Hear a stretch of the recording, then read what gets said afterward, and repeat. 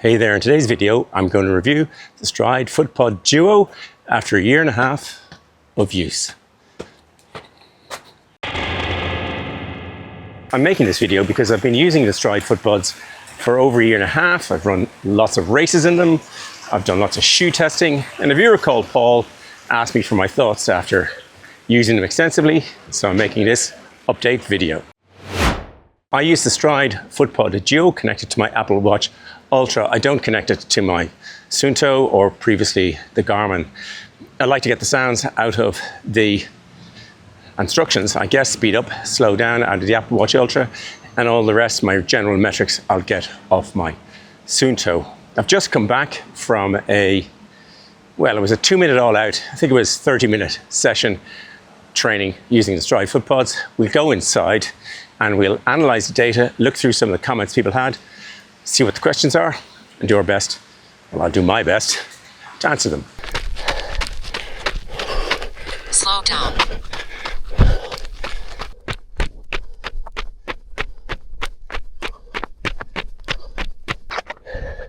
5, 4, 3, 2, 1. Speed up to power of 194 to 258 for 5 minutes. Before going through the individual data on this run, I'll go through some of the comments. Mystic Viewer said, "One thing I'm hoping the Footpath can help with is reducing the risk of injury by identifying any asymmetry in my footpaths." Now that's actually something that I'm very interested in. I've had a knee injury. It sort of seems to have gone away, thankfully, but I'll go through that when I look through the data. Alan says, "I have just one pod. I do, however, notice the contact time difference between Vaporfly and regular shoes as well, and it's quite significant. That's one of the things I really like these Footpods for, is comparing different shoes. When I compared heavy shoes versus lightweight shoes, I used the Footpod Duo extensively." Wiles Palladino says, "Your footpath asymmetry appeared to be greater in the Vaporflies." That is one of the things I'm looking for when I'm in the Footpath Duo, is different symmetry or asymmetry between the different shoes. See more of that in the data that I analyze. I also use it when I'm testing different shoes, and there's much more footpath data that you'll see in the original review video. This is really just a catch-up review after a year and a half of use. IP says, "Very interesting that the ground contact time was different in different shoes at the same speed." Again, those are the kind of figures I'm trying to compare between. Steven says, "It would be awesome to see a comparison between the Alphafly 3 and the Vaporfly 3.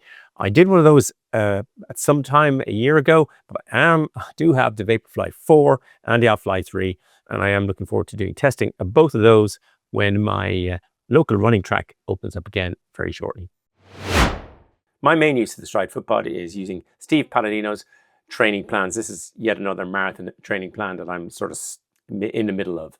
And what I do is I go onto Stryd. It gives me this output before I go out, and it's on the watch, it's on the phone, and then I start. And today it was 10 minutes run, relatively easy, then a 10-second sprint, separated with a block of rest time, and then some 0 to a certain power of watts, and then I had to run all out for 2 minutes and then rest. That was kind of what it was. I went out and I ran that, and we'll jump in and have a look at that data. Once the data is loaded up, you can turn on and off various metrics. I typically look at the power and the pace, the cadence, the ground contact time, leg spring stiffness, my vertical oscillation.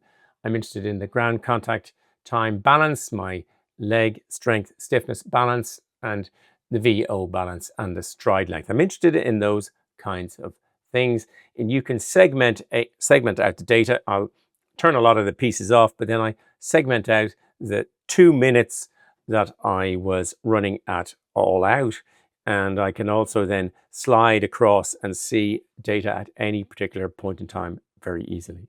This is the footpath analysis taken from the side. I'm sliding along as I'm getting faster. This is the 2-minute block.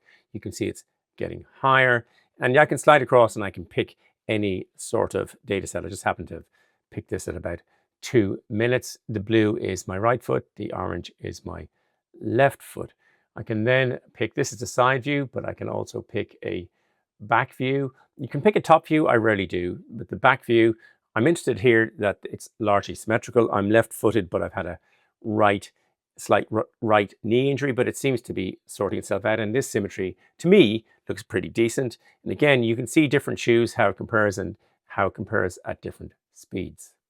You can turn on a 3D image and rotate around to your heart's content. I don't find it particularly useful. I find it much more useful to look at a rear view and a side view. The shoes, by the way, are Asics Metaspeed Edge Paris. One aspect of the Stryd I find really useful is comparison. Here I'm comparing August 2025 to February 2025. The left foot and the right foot are indicated in the same colors, and the dotted lines indicate one period and another. And you can see down in the lower left-hand corner, my asymmetry in August is 2%, in February it was 3%. What I take this to mean is that my injury is getting a little bit better. I was definitely running very out of sync earlier on in the year. And I do find this useful. You can pick any period of time to put the two pieces together. Over on the right-hand side of the screen, you can see something that I do find really useful. My age is there, my gender, and it can compare my general statistics, my cadence, my vertical oscillation compared to other people of my age and gender.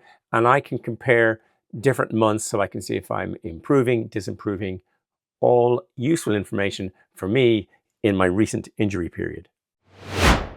Should you buy the Stryd Footpod Duo? Well, I really love the Stryd Footpod. It's been brilliant. I've used it for over 5 years. I can't see myself ever not using it. The Footpods, the Duo, have been great for comparing shoes. So when I'm doing shoe comparison videos, it's very useful. Don't imagine you're doing much of that. You might be, but it's kind of useful there. With the training metrics and the analysis, it's of limited use. How much of the metrics or the data you get gives you actionable activities you can do, I'm not so sure. Other thing is that essentially it's useful every now and then, whether you want to pay as much as a Duo buy a second Footpod. Just for that, I'm not sure. Depends on your use case, of course. But it'd be great to have occasionally. I mean, it's the kind of thing, although I wear it all the time, I don't actually look at the data all that much. So I'm comparing shoes. That's essentially when I do it.